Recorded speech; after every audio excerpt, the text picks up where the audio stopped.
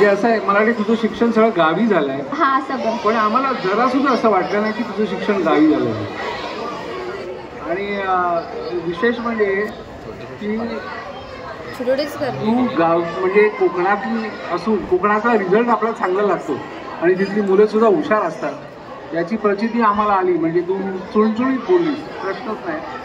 तर आता प्रश्न असा आहे, तू खो खो खेळत होतीस का खेळतेस? नाही, हो म्हणजे लहान वयातच खूप साऱ्या जबाबदाऱ्या आल्या त्यामुळे खेळाची अशी आवड नव्हतीच.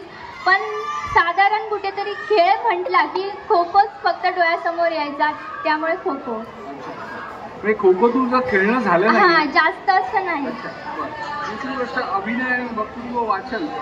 अभिनय, वक्तृत्व आणि वाचन हे तुझे छंद सांगितलेले आहेस. हा, मराठी वाचन. बरोबर, मराठी वाचन.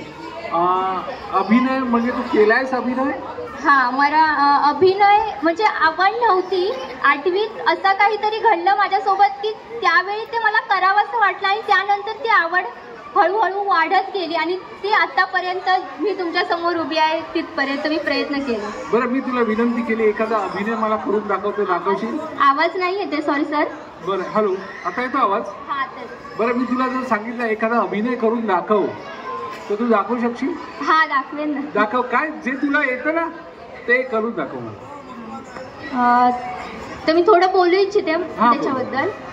मी आता तुमच्या समोर जे काही सादर करीन ना, तर ते ना वपू काळे हे जे लेखक आहेत त्यांनी खूप छान अक्षरात ना आणि खूप सुंदर अशा शब्दात एक पुस्तक लिहिलंय, ती फुलराणी म्हणून. आणि त्या फुलराणीचं वर्णन ना, ती एक शाळेची विद्यार्थिनी आहे आणि त्या शाळेच्या विद्यार्थिनीचं आपल्या शिक्षकांप्रतीचं मत कसं आहे ते सांगणारी ती फुलराणी आहे.